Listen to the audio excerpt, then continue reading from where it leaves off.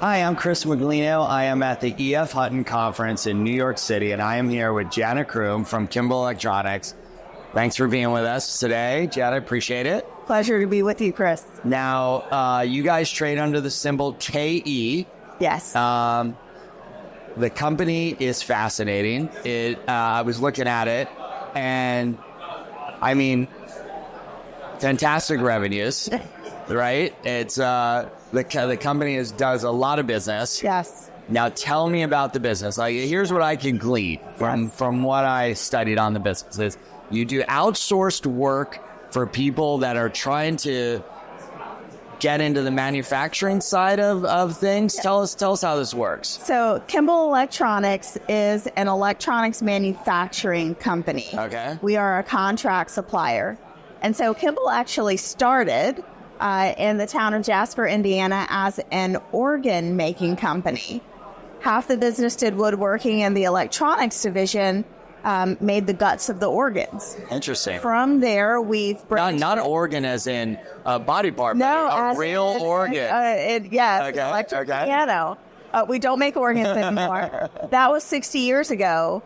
What happened is, as the company progressed, we moved into verticals that had high electric content. So the three verticals that we participate in are automotive, industrial, and medical. And so we produce content for tier one suppliers or original equipment manufacturers, which we refer to as OEMs, in those spaces.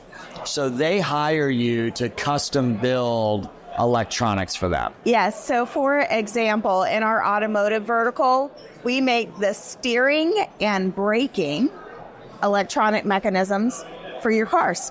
Interesting. And so who's the customer in that environment? So the customer would be the tier one supplier. That's going to make the full final assembly of a big piece of equipment in the car. And so we're on some of the most popular nameplates in the world in terms of vehicles.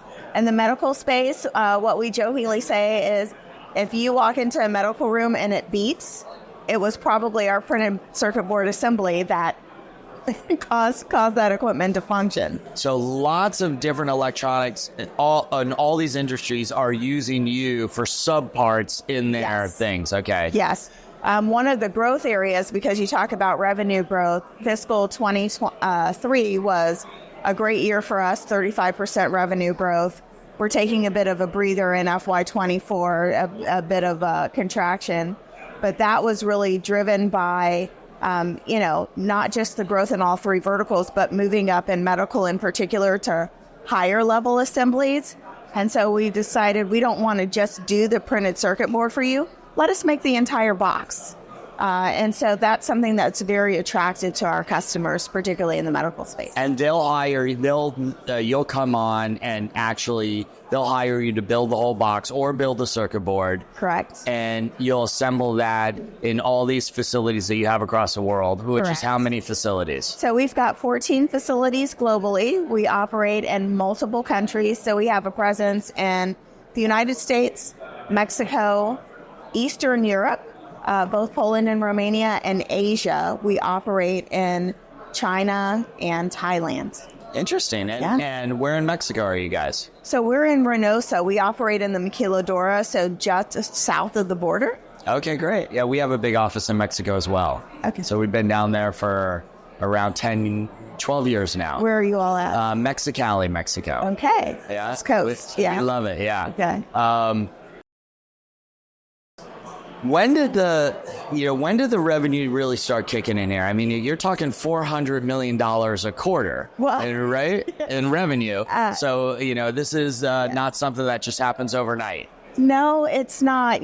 For a long time, Jasper was really sort of the little engine that could and was putting up really great growth. FY23 really felt like an inflection year for us. We expanded 3 facilities globally in an 18-month period. Wow, that's a lot of work. And in all 3 geographies, so Thailand, Mexico, and Poland. And so we were really growing globally everywhere. As I said, we're taking a little bit of a breather in FY24 with guidance, down. We have a really, really strong funnel with both current and new customers. the life cycle of the EMS industry is very long. So from the time we start talking to a customer to the time we start actually building product for them, it's probably 12 to 18 months.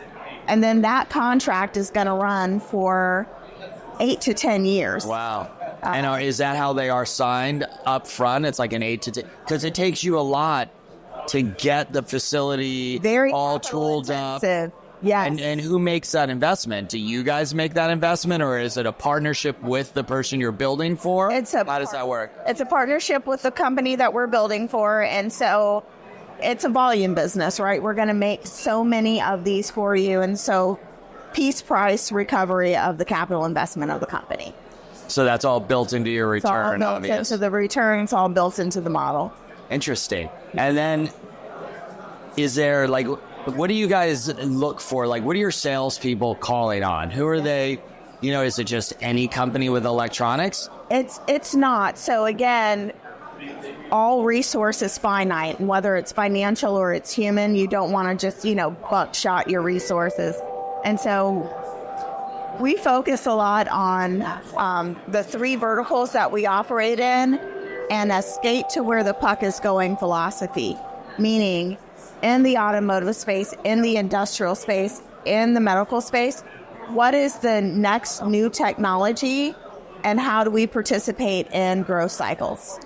So, for example, we're engine agnostic, but EVs was a great growth opportunity for us moving into that space. We also do internal combustion engines and hybrid engines, but, we'll see where that market goes. In the medical space, injectable medications, robotic surgeries, things that enhance people's quality of life as they age. And so it's really, all right, what are these mega trends is how we refer to them. In our industrial vertical, EV charging stations, because if you're going to own the car, you've got to be able to plug it in somewhere. Right. We are very, very mindful and intentional about the future state of the verticals we participate in, and really choosing what we think are going to be the winning opportunities in that space. Well, that's fascinating. I think the business has obviously got itself into a good position. You must be a very busy CFO. Managing all these payments globally is just got to be a hard job. Well, right now it's working capital, working on the inventory levels. That's keeping you busy. Yes. So. Well, thank you very much for being with us here today. I hope you enjoy the rest of the EF Hut conference and meet some fantastic investors here. But for the investors that are watching from home, ticker symbol KE, it's Kimball Electronics. So check it out and keep an eye on the growth of this company. Thank you for your time. Thank you. It's a pleasure. Thank you.